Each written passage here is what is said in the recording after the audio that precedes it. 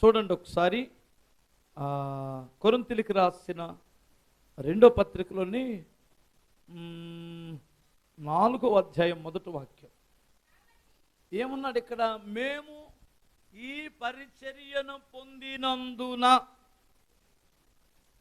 అధైర్య పడము. గమనించాలి, పరిచర్యలో అధైర్యము ఉండకూడదు, విశ్వాస జీవితములో భయము ఉండకూడదు. కానీ దుష్టుడు వేసే మాస్టర్ ప్లాన్ ఏమిటంటే భయపెట్టడం. మనకి ఎప్పుడైతే భయం వస్తుందో మన ప్రణాళికలన్నీ నాడే కృషించిపోవడం మొదలు పెడతాయి. మనం చేయలేము. పరీక్షలు వస్తున్నాయి, భయం వస్తే రాస్తాడా? చెప్పరేంటమ్మా? హల్లెలూయా.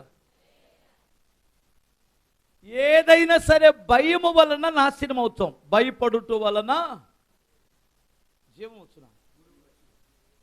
ఇక్కడ భయపడుట వలన ఉరి వస్తుంది అన్నాడు. భయము అన్నిటికంటే ప్రమాదకరమైనటువంటిది. మీకు ఒక చిన్న విషయం చెబుతాను, వినండి. 4 డాక్టర్సు, మంచి ప్రొఫెసర్సు ఒక పరిశోధన చేశారట. ఒక వ్యక్తిని భయపెడితే, రోగులను భయపెట్టి కదా ఇప్పుడు డబ్బులు తీసుకుంటున్నారు, భయపెడితే ఎలాంటి పరిస్థితులు వస్తాయో ఒక పరిశోధన చేశారు. దాంట్లో ఒక 23 సంవత్సరాల కుర్రవాడు మీద పరిశోధన మొదలుపెట్టారు. ఏమిటంటే, ఎగ్జాంపుల్గా చెబుతున్నాను, అది గుంటూరులో ఒక ట్రైన్ బయలుదేరింది. ఇది పిడుగురాళ్ల మీదుగా నల్లగొండ అటు హైదరాబాద్ వెళ్ళడానికి. ఆ కుర్రోడు విజయవాడలో ఎక్కాడు. గుంటూరు వచ్చింది బండి.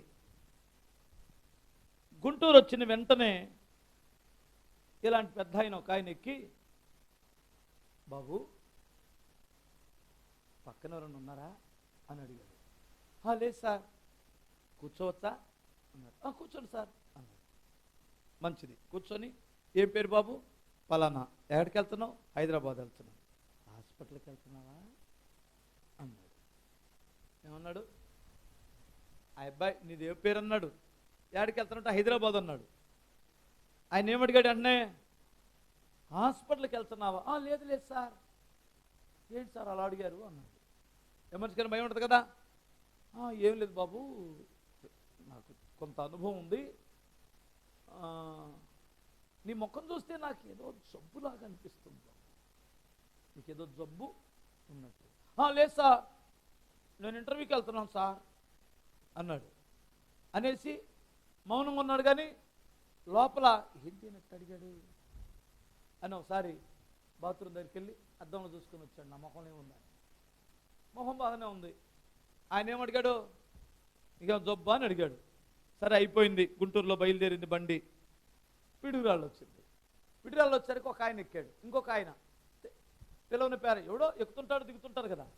ఎక్కి వచ్చి, సార్ ఖాళీయేనా సీట్ అని అడిగాడు. ఖాళీయే సార్. కూర్చోవచ్చు కదండి? కూర్చోవచ్చు సార్ అని. ఆ తర్వాత, సార్ మీరు ఎక్కడికి వెళ్తున్నారు? సార్ హైదరాబాద్. బాబు నువ్వు ఎక్కడికి వెళ్తున్నావు? హాస్పిటలా? లేదండి సార్. ఈ అబ్బాయి ముఖం చూస్తున్నా చాలా సీరియస్గా అనిపిస్తుందండి, ఏదో వ్యాధి ఉంది అబ్బాయిలో అన్నాడు. మీకు అలాగే అనిపించిందా సార్ అన్నాడు ఈ పక్కనాడు. అవునండి అన్నాడు. నేను ఇందాకే చెప్పాను సార్ ఈ బాబుకి, ఒకసారి చూపించుకో బాబు అని అన్నాడు. వీడి కళ్ళు ఇంతలో దిగిపోయింది. అప్పటికే స్తోత్రం చెప్పాలి. లోపల టెన్షన్ స్టార్ట్ అయిపోయింది. గుండె స్పీడు పెరిగింది. ఇక కొంచెం నల్గొండ వెళ్ళింది. నల్లగొండ వెళ్ళేసరికే మిర్యాలగూడెం వెళ్ళేసరికే ఇంకొక ఆయన ఎక్కాడు. వచ్చి, సార్ ఖాళీనా అన్న. ఖాళీ సార్. అది చూసి ఆ మాట ఈ మాట కలిపి, మీ బాబా ఏ హాస్పిటల్ తీసుకెళ్తున్నారు ఈ బాబుని అన్న.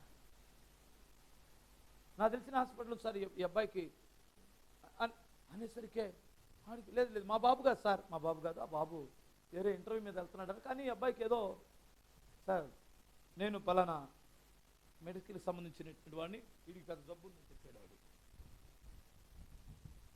వాడికి ఇంకేం అర్థం కాక గడగడ వణుకుతూ లైట్గా జ్వరం వచ్చేసింది.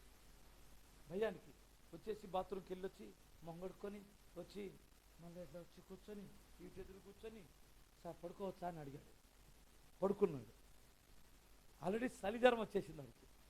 ఈ లోపల నల్లగొండ ఎలానే వెళ్ళింది బండి, అక్కడొక ఒకడెక్కి ఆడే ఉన్నాడంటే వీళ్ళిద్దరు నా మాట ఈ మాట కలిపేసి, సార్ ఈ అబ్బాయి ఎవరండి? మీ బాబా?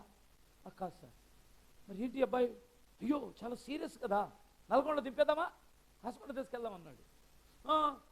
నాకే జబ్బు లేదు సార్, నాకే జబ్బు లేదు అన్నాడు. అయ్యో ఈ అబ్బాయికి ఎవరన్నా తోడుంటే బాగుండే, హాస్పిటల్లో జాయిన్ చేసేవాళ్ళు అన్నాడు. హైదరాబాద్ వెళ్ళేసరికి చచ్చిపోయాడండి పిల్లలు భయంతో. ఏంటా మన నిద్రపోయింది, నాకు ఆమె బెదురు లేదు. హల్లెలూయా. సాతానుడు వాడే ఆయుధాలలో ఒక దుర్మార్గపు ఆయుధం ఏంటి చెప్పండి? భయపెట్టడం. వాటికి యుక్తి అది. అందుకని మీ ఇళ్ళ అంతకుముందేమో మీ వాస్తు బాగలేదని భయపెడతాడు. ఇంకొకడు వస్తాడు, మీ ఇంట్లో ఎవడో ఏదో చేశాడని చెబుతాడు. ఈ మధ్య కాలంలో క్రిస్టియన్స్ ఉన్నారే, మన క్రిస్టియన్స్ ఉన్నారు కదా, ఈ క్రిస్టియన్స్ వచ్చి మన కొంపల్లో పిలవుని పేరంటల్లాగా, మీ ఇంట్లో చీకటి వచ్చింది అమ్మాయి నాకు కనపడింది,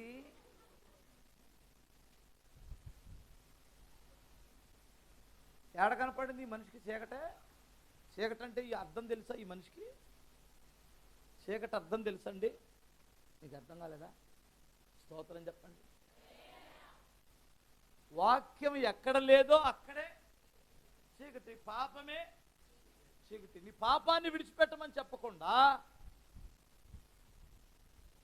ప్రార్థన మానేశావు, జీవితంలో ప్రార్థన చేసుకో, వాక్యం చదువుకో, ఆ యథవేషాలు మానేసేయండి, ఇంట్లో సీరియల్స్ సినిమాలు మానేసేయండి అని చెప్పడం మానేసి, నాకేంటో మీ ఇంట్లోకి వచ్చి కళ్ళు మూసుకోగాను చీకటి కనపడిందమ్మాయ, మరి ఏం చేయమంటావు అక్క, 3 వారాలు ప్రార్థన పెట్టుకుంటే చీకటి పోయిద్దే.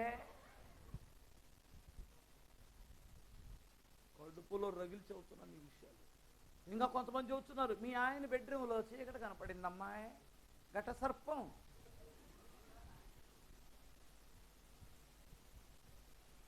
నీకు ఒకవేళ చూపిస్తే ఆ కుటుంబం కొరకు కన్నీరు గార్చి ఏడు, అంతేగాని భయపెట్టి చంపేయమక్క.